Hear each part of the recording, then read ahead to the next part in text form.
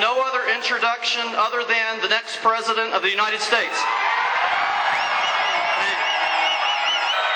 Thank you.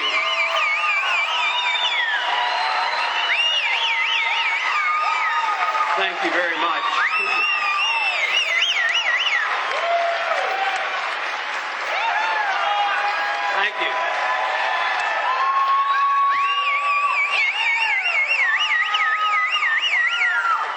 Thank you. Thank you very much. This is a bit overwhelming, believe me. This is wonderful. You know, a few months ago, matter of fact, somebody this evening told me that last summer he suggested I do this, and I was very, very reluctant, and I hinted in no way that I was planning to do it, nor did I really want to do it. And a few months after that, then others came to me and they kept talking about it. And the truth is I have been very, very reluctant, and it wasn't that I was reluctant about our message, because I think our message is powerful, but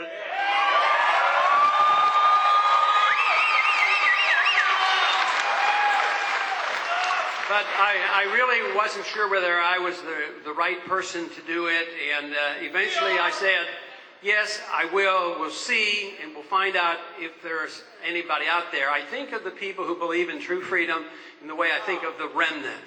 And evidently, you know, they say the remnant was out there and nobody could count them and they didn't know where they were and you can't find them. But the remnant will find you and find us. So it looks to me like the remnant is large and growing.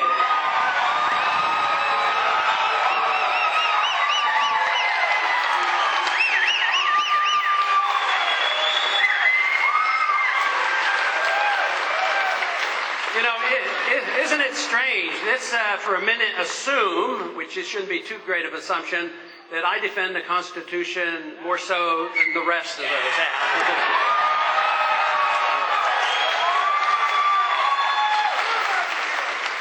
But isn't it interesting also that the establishment figures the one who most defends the Constitution has to be eliminated from the debates? What's going on in this country?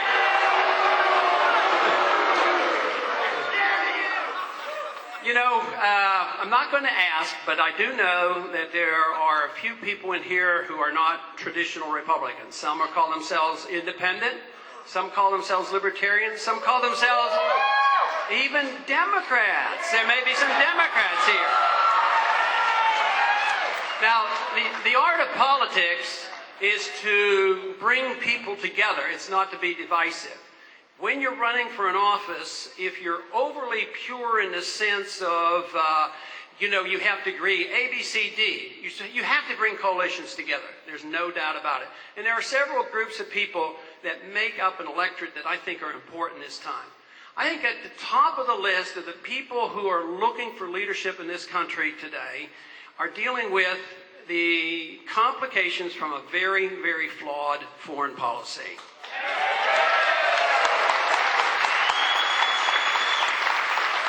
And if we look at what happened in the election last year, I think the message was loud and strong that they're sick and tired of the consequences of the foreign policy that we have, and they're looking for something new and different. And, quite frankly, anybody on the Democratic side that really has answered the call to come around and have a different foreign policy, because it looks to me like it's more of the same thing.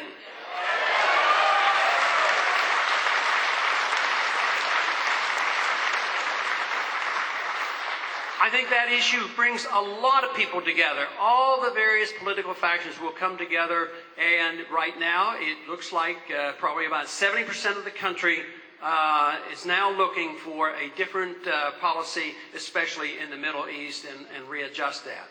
On economic policy, it is something that if you ask almost 100% of the Americans whether they believe in the free enterprise system, you know what? Most Americans believe in the free enterprise system. Too often what happens is, yes, I believe in free enterprise for myself, but for everybody else, but I like special privileges for myself. So, but to really believe in free enterprise, you have to believe in market competition for everybody, and nobody gets subsidies.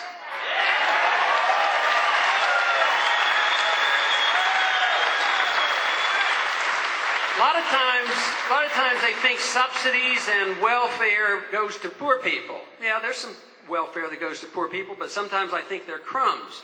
The real big welfare in the system that we have goes to the military-industrial complex and the big banks. That's where it goes.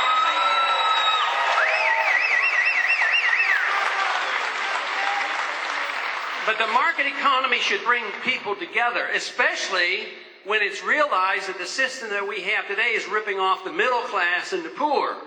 They're the ones who suffer from the inflation and the regulations and all the government interference. So that, to me, is an issue that brings people together. One person once told me not too long ago, I think it was said on television, they said, well, you ought to run as a Democrat. And I said, well, why should I run as a Democrat? I'm the most conservative member of the Congress. I said...